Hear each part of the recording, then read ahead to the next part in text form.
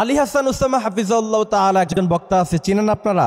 আমি তিনার বয়ান শুনেছি। তিনি সব সময় ভাইরাল টপিক নিয়ে কথা বলে। ভাইরাল টপিক নিয়ে আপনি কথা বলেন, আমরাও বলি, যদি আপনার সেখানে যুক্তিকতা থাকে সেগুলো নিয়ে আমাদের কোনো সমস্যা নাই। কিন্তু আপনি যাচাই বাছাই ছাড়া ইসলামে কোনো বিষয় নিয়ে যদি কথা বলেন, কাফা বিল মারই কাযিবান ইউহাদ্দিসা বিকুল্লি মা সামিআ, সেটা মিথ্যার শামিল হয়ে যাবে।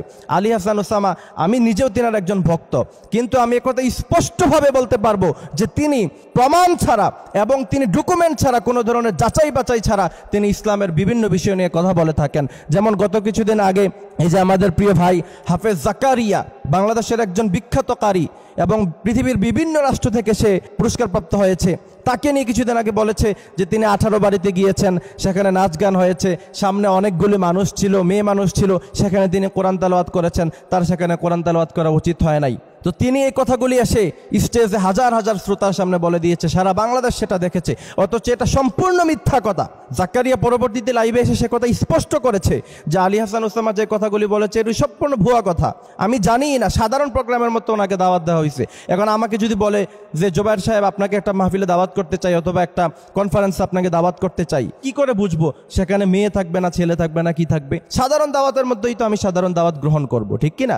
তো জাকারিয়াও সাধারণ দাওয়াতের মতো দাওয়াত গ্রহণ করছে। তারপরে তিনি সেখানে গিয়েছে, সেখানে 100 বছর একটা পূর্ণ মিলনের অনুষ্ঠান হয়েছে। সকালবেলা কোরআন তেলাওয়াত করেছে, সেখানে সব সামনে ছেলে মানুষ ছিল। বিকেলবেলা সেখানে গান হয়েছে, নাচ হয়েছে এবং সেখানে নর্তকী দিয়ে নাচানো হয়েছে, সেটা সত্য কথা। আলী হাসান উসামা সেই এলাকায় আলোচনা করতে গিয়েছিল, সেখানকার মানুষেরা জাকারিয়া নামে একটি ভুল ইনফরমেশন দিয়েছে। তিনি কোনো ধরনের যাচাই বাছাই করা ছাড়াই হাজার হাজার জনতার সামনে, শ্রোতার সামনে জাকারিয়ার বিরুদ্ধাচরণ আপনি করে দিয়েছেন। পরবর্তীতে জাকারিয়া সেই কথা সে পরিষ্কার করেছে। হাফেজ জাকারিয়া সেই কথা পরিষ্কার করার পরে আপনি তো কোনো বিবৃতি দিলেন না, আপনি তো আপনার ভুল স্বীকার করলেন না, আপনার ভুল স্বীকার করা উচিত ছিল। এরপরে আলী হাসান উসামা আরেকটি বিষয় নিয়ে কথা বলেছে, সেটা সম্পূর্ণ ভুল ছিল। সেটা হচ্ছে সৌদি আরবের একজন ইমাম, তার নাম কি যেন, ইয়াসির দাওসারি, তিনার ব্যাপারে আলী হাসান ওসামা সাহেব বলেছেন যে ফিলিস্তিনের পক্ষে কথা বলায় তিনি চাকরিচ্যুত হয়েছেন, অথচ এটা সম্পূর্ণ মিথ্যা কথা। অথচ তিনার ফেসবুক প্রোফাইল থেকে ইয়াসির দাওসারি তিনি বলেছেন যে আমার চুক্তি শেষ হয়েছে, মেয়াদ শেষ হয়েছে, বিদায় আমি সেখান থেকে অব্যাহতি নিয়েছি। আপনি যে কোনো ধরনের আইডেন্টিফাই ছাড়া সেই কথা যে বলেছেন, তার কারণে আমি নিজেও সেই সম্পর্কে আলোচনা করেছি। আমার সেই ভিডিও 2 মিলিয়ন মানুষ, 20 লক্ষের উপরে মানুষ দেখেছে, আর আমাকে মানুষ ফোন করে বলেছে হুজুর এই প্রমাণ আপনি কোথায় পেয়েছেন? পরবর্তীতে আমি অনেক যাচাই বাছাই করলাম, যে দেখলাম আসলে পুরো বিষয়টা ভুয়া। এই যে আপনি যাচাই ছাড়া আপনি যে বিভিন্ন ভাইরাল টপিকগুলো নিয়ে কথা বলেন, আল্লাহ সুবহানাহু ওয়া তাআলা বলছেন ইয়া আইয়ুহাল্লাযীনা আমানু ইজতানিবু কাসীরাম মিনাজ-যন, ধারণা করে কোনো কথা বলা কবিরা গুনাহের শামিল। আপনি কবিরা গুনাহ করছেন।